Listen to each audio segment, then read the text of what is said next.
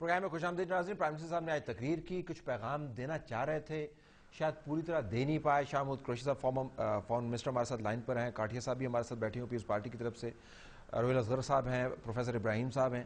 ذرا اس پہ یہ جو ابھی ہم بات کر رہے تھے کاٹھیا صاحب کہ پیغام مؤثر, اچھا میں ایک پیغام جو ہے وہ میں آپ کو بعد میں بتاتا ہوں. میرے ذہن میں ایک سوال کلبلا رہا ہے وہ میں پوچھنا چاہتا ہوں آپ کی وساست سے. کتنا غیر اہم 2 مئی کا یہ ایشو ہے جو 2 مئی کو ہوا. 2 مئی کے ایشو کو اس دن میں نے پہلے بھی آپ کے پہلے کہہ دیا کہ پرائم منسٹر صاحب نے خوب سج بھن کے ایک پیغام ٹی وی پہ دے دیا. وہ پیغام ٹھیک تھا یا یہ پیغام ٹھیک ہے؟ دوسرا, اسی دن رات کو جشن منایا گیا پریزیڈنٹ ہاؤس میں. کیا وہ جشن 2-3 دن آگے مؤخر نہیں ہو سکتا تھا؟ کیوں لیگ والا آپ بات کر رہے ہیں؟ نہیں, میں کسی کی بات نہیں کر رہا, میں تو یہ کہہ رہا ہوں کیا دنیا کو پتا ہے آپ بات نہ کریں. ملک کی سالمیت زیادہ عزیز مجھ سے پوچھ رہے ہیں کہ میں نے تو نہیں جشن منایا تھا نا, آپ کاٹھیا صاحب سے پوچھ رہے ہیں. اصل میں کاٹھیا صاحب سے کیوں پوچھوں؟ کاٹھیا صاحب اس جشن میں تھے نہیں, ان کو نکالنے کے بعد جشن منایا گیا. یہ جو سینس ہے کاٹھیا صاحب, یہ جو سینس ہے کہ حکومت اس ایشو کو, اہم ترین ایشو کو وہ پرائرٹی اکارڈ نہیں کر رہے, یہ درست ہے یا نہیں؟ نہیں, پرائرٹی جتنی یہ دے سکتے ہیں اتنی دے رہے ہیں. جتنی دے سکتے ہیں یہ دینی چاہیے, جتنی دے سکتے ہیں اتنی دے رہے ہیں. لیکن آپ جملہ سن لیں گے, جتنی دے سکتے ہیں. بات صحیح ہے. دیکھیں میں آپ کو بتاؤں, آپ یہ جو برابری کی سطح کی بات کرتے ہیں نا, جو بھی یہ کرتے ہیں, امریکہ کے ساتھ آپ کیا برابری ہے آپ کی؟ ہم تو اپنے اس نے امریکہ قومی ضرورت کے معیار کی برابری کی بات right on the first day انہوں نے یہ کہا تھا کہ ہمیں ہائی ویلیو ٹارگٹ جہاں بھی ملے گا ہم اس کو چیز کریں گے. اس میں کوئی قوم کو اندھیرے میں نہیں رکھا گیا. پروفیسر صاحب بھی یہی ہے.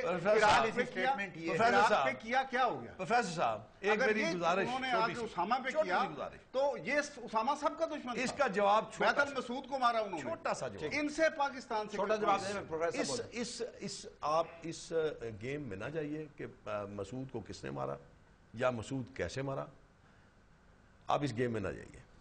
تنہا ایک شخص جس کا نام اسامہ بن لادن, اس کے مقابل وہ فوج, وہ طاقت جو اپنے آپ کو دنیا میں خدا کہتی ہے, جس سے آج ہم ڈرتے ہیں, جس کے لیے تقریر لکھنے والا اس کے لیے کوئی نام نہیں لکھتا اس میں, کون اسامہ بن لادن کو لے کے آیا یہ نہیں بتاتے کہ امریکہ لے کے آیا.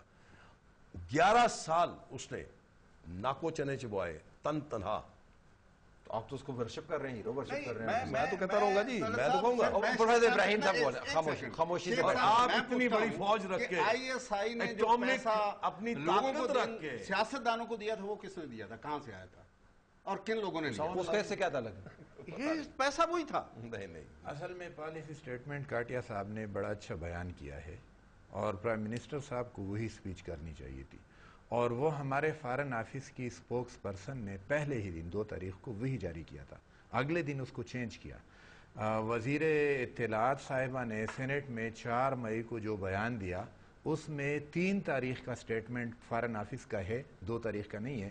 اور 2 تاریخ کے سٹیٹمنٹ میں یہی بات جو کاٹیا صاحب فرما رہے ہیں کہ امریکہ کی یہ ڈکلیئرڈ پالیسی تھی کہ وہ اسامہ بن لادن کو جہاں بھی پائے اس کو قتل کریں گے. اب اصل پالیسی وہ ہے, ان کی وہ پالیسی ہے, اس پالیسی کے سامنے ہم بچ گئے ہیں, ہم ڈہ گئے ہیں. اور یہ ان کو سٹیٹمنٹ دینا چاہیے, اگر جرت ہو پرائم منسٹر میں تو اس کو یہی کہنا چاہیے, لیکن یہ جرت بھی نہیں کر پا رہے. وہ کہتے ہیں ہمارے نیوکلیئر ایسڈ بڑے سلامت ہیں اور بالکل ہم ٹھیک ٹھاک ہیں. اگر ٹھیک ٹھاک ہیں تو یہ یعنی اصل بات یہی ہے کہ اوباما نے ایک دعویٰ کیا, اس کا یہ دعویٰ بین الاقوامی قوانین کی دھجیاں بکھیرنے کے مترادف ہے, اور اس دعوے کو ہمارے صدر نے اور ہمارے پرائم منسٹر نے ایکسپٹ کیا.